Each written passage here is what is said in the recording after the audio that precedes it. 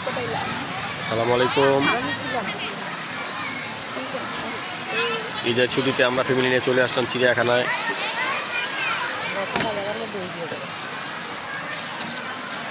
যে পরিমাণ প্রাণী দেখবো আশা করেছিলাম তার চেয়ে বেশি মানুষ দেখছি। মানুষ একটি প্রাণী। সুমায়া, তুমি কি হরিণ বেশি দেখছো না মানুষ বেশি দেখছো? হরিণ, মানুষ বেশি দেখছো? অনেক মানুষ।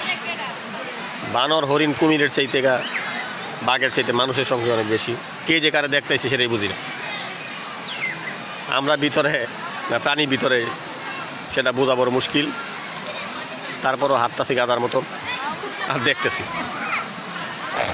পরিবেশটা একটু ঠান্ডা আছে, হালকা রোদ আছে, আলহামদুলিল্লাহ ভালো লাগতেছে।